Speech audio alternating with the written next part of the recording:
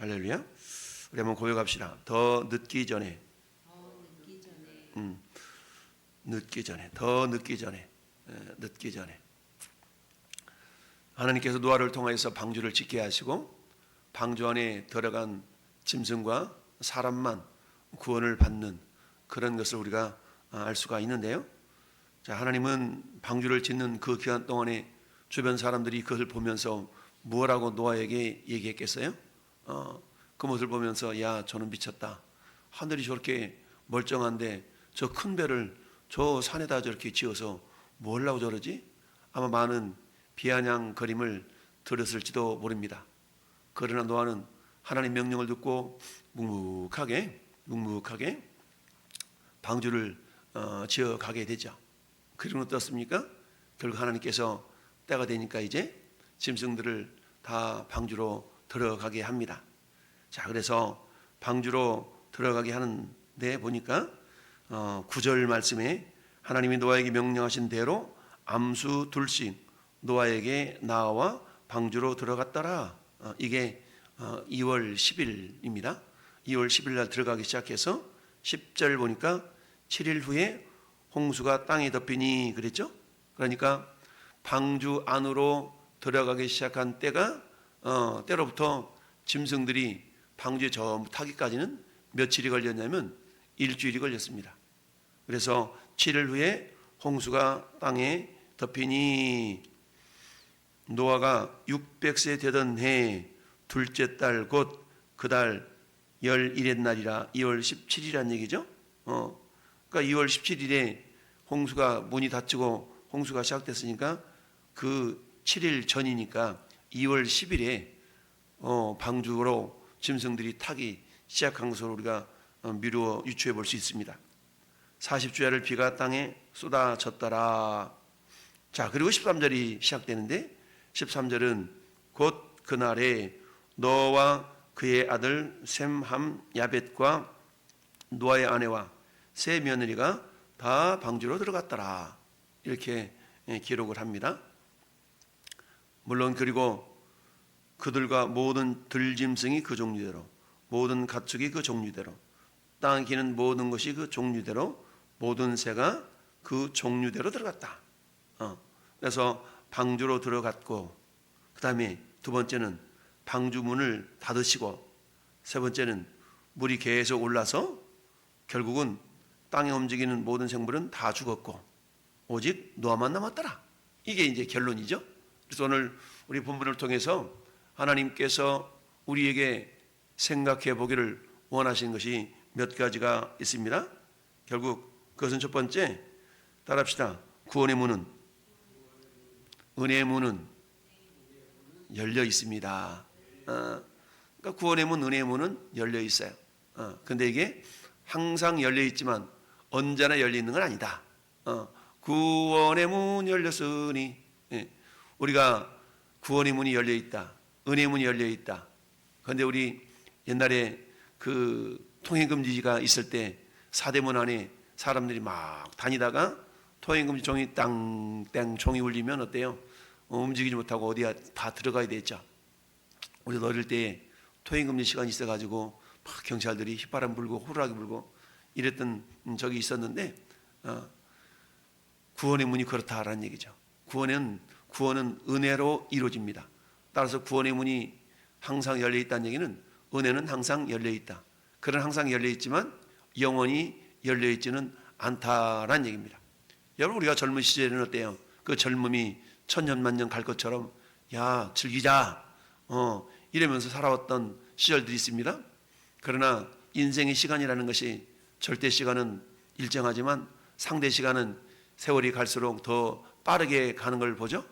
그래서 우리는 50대가 되면 시속 50km로 인생이 가는 것 같고 70대가 되면 시속 70km로 인생이 흘러가는 것 같다라고 비유적으로 이야기하곤 합니다. 이처럼 나이가 들어가면 들어갈수록 세월이 시간이 빨리 가는 것처럼 상대적으로 느끼게 되죠. 어쨌든 우리 인생에도 종말이 있고 우주에도 종말이 있다라고 성경은 분명히 말씀하고 있습니다. 그런데 구원이라는 것은 항상 기회가 있고 열려 있지만 그러나 영원히 열려 있지 않다. 여러분, 하나님은 모든 사람이 구원을 받으며 진리를 아는 데 이르기를 원하신다라고 말씀을 하고 있습니다. 하나님 모든 사람이 구원받기를 원하셔요. 사도 바울이 디모데전서 2장 4절에서 하신 말씀인데, 모든 사람, 그 모든 사람 속에서는 빈부귀천을 막론하고 지위고하를 막론하고 남녀노소를 막론하고 누구나 다 구원받아야 될 존재인 것을 주님은 말씀하고 있습니다. 근데 결론적으로 말하면 모든 사람이 다 구원을 받는 것이 아닌 것을 성경은 우리에게 또 보여주고 있습니다. 여러분, 하나님께서 노아를 통하여 방주를 짓고 그리고 수많은 날들 동안에 그들에게 복음을 전하지 않았겠어요? 이제 곧 하나님께서 심판을 하신댄다, 회개하고 다 방주에 타야 된다. 하나님께서 방주에 타라 하는 그날이 반드시 있을 거야. 그때 너희들 잊어먹지 말고 꼭 방주에 타랬지? 아마 이렇게 얘기했을 수도 있겠죠. 그리고 어때요? 드디어 방주가 다 지어졌습니다. 그러자 하나님께서는 어때? 이제 방주에 노아와 아들들과 아내와 며느리들, 그리고 정결한 짐승, 부정한 짐승을, 새, 땅에 있는 모든 짐승들을 다 이제 타게 하셨죠. 다 들어 타는데 일주일이 걸렸고, 다 탄 다음에 이제 뭐라고요? 노아야, 문 닫아라 이러지 않으셨어요. 문을 누가 닫았다고 그랬어요? 16절 말씀 보니까 들어간 것들은 모든 것이 암수라 하나님이 그에게 명하신 대로 들어가매 여호와께서 그를 들여보내고 문을 닫으시니라. 노아가 입구에 서가지고 다 헤아리지 않았겠어요? 그러는 동안에 어때요? 됐구나 라고 하니까 이제 하나님께서 야 들어가, 내가 문 닫을 거야, 이렇게 하신 것이죠. 그래서 여호와께서 그를 들여보내시고 문을 닫으시니라. 여러분, 구원의 문은 항상 열려 있지만 그 문이 닫힐 때가 있다. 근데 그 구원의 문을 닫고 여는 것은 온전히 하나님의 주권이다라는 얘기입니다. 여러분, 우리가 마태복음 25장의 열처녀의 비유를 우리가 통해 알 수 있습니다. 열처녀 가운데 슬기로운 5처녀는 등과 여벌의 기름을 준비했지만 미련한 5처녀는 등의 기름만 준비했죠. 왜요? 자기들 생각에 요 기름이면 충분하다라고 생각했었겠죠. 근데 신랑이, 성경을 보니까 신랑이 더디옴으로 다 졸며 잘세, 더디옴으로 졸며 잤다. 여러분, 그야말로 지혜로운 슬기로운 5처녀도 졸고 잤어요. 근데 문제는 신랑이로다 하는 소리가 들렸을 때의 반응이죠. 슬기로운 5처녀들은 등불이 꺼져가는데 여벌의 기름을 부어서 등불을 밝혔고, 나머지 미리는 5처녀는 여벌의 기름을 준비하지 않았기 때문에 야, 우리에게 기름 좀 나눠달라. 근데 그 기름을 나눠주었다고요? 안 나눠줬다고요? 기름을 나눠줄 수가 없었어요. 이건 뭐냐? 구원이라는 것은 하나님과 1대1의 관계이기 때문에 내 구원을 나눠줄 수가 없는 거예요. 내 구원을 나눌 수가 없어. 구원은 1대1의 관계. 아무리 우리 아버지가, 내 남편이, 내 아들이 믿음이 좋아도 내가 구원받는 것은 나와 하나님과의 1대1의 관계성 속에서 구원을 받는 것이 기름 좀 나눠주라 라고 해서 나눠줄 수 있는 그런 것이 아닌 것과 같다라는 얘기죠. 따라서 우리는 나와 하나님과의 믿음의 관계를 절제하게 돈독하게 세워나갈 필요가 있다라는 얘기입니다. 방주로 들어갔으니 여호와께서 문을 닫으시니라. 여러분, 구원의 문이 닫힐 때가 있다는 얘기입니다. 오늘 말씀의 제목, 더 늦기 전에. 더 늦기 전에. 그러면 더 늦기 전에 언제가 가장 빠른가? 언제가 가장 빠른가? 흔히 우리가 그런 얘기하는 경우를 왕왕 봅니다. 어떤 사람이 예수 믿기 전에 먹고 마시고 즐기고 이렇게 놀다가 예수를 딱 믿고 보니까 어때요? 자기가 이전에 즐겼던 것들을 한다는 게 여간 부담스러운 게 아니거든요.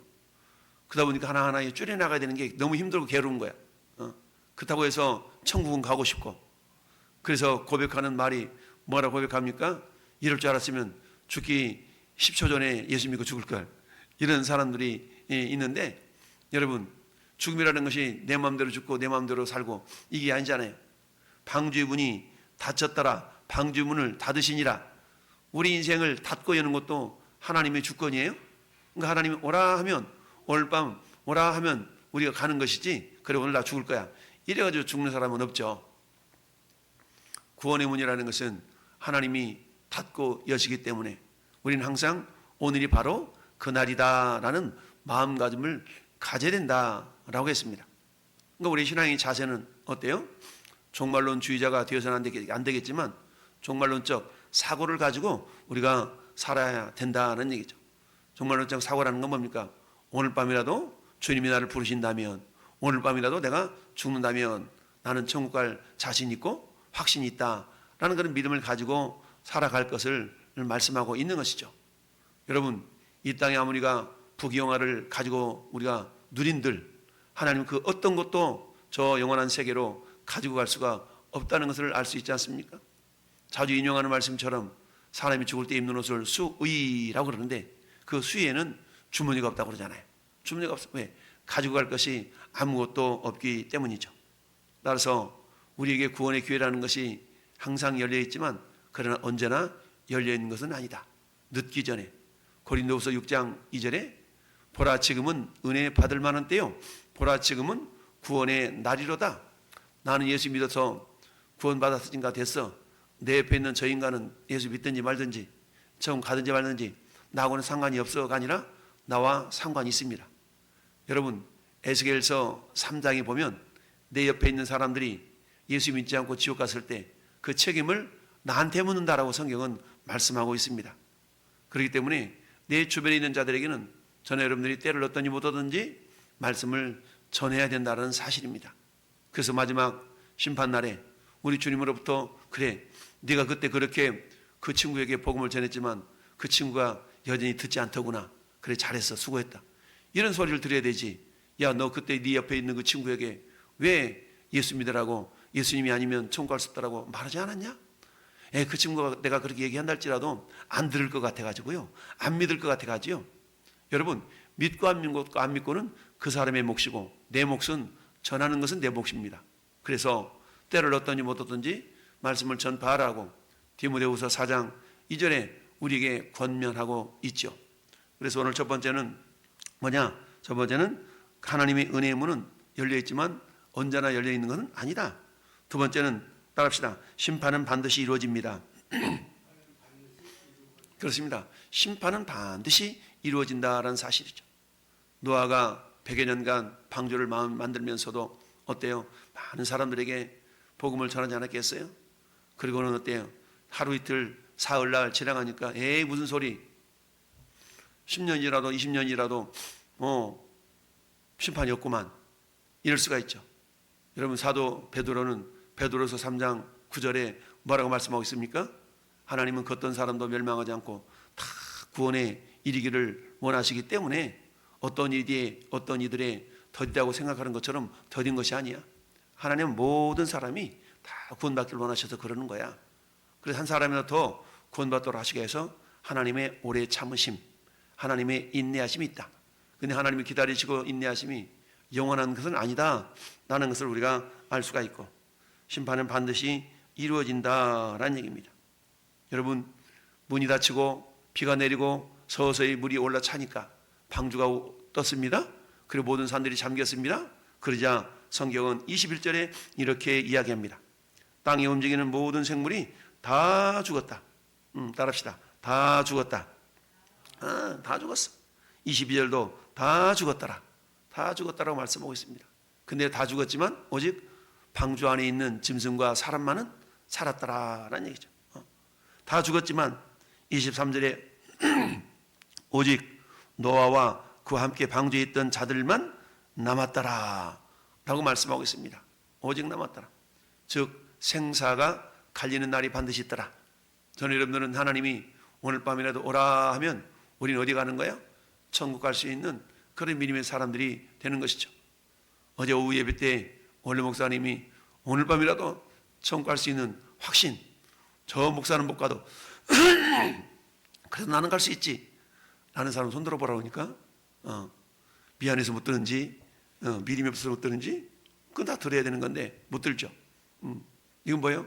그런 믿음의 확신이 부족하다라는 일종의 반증일 수가 있습니다. 여러분 구원의 문제에 있어서는요 겸손한 것이 필요 없는 겁니다. 겸손할 필요 없어요. 열차가 있는데 그게 마지막 열차야.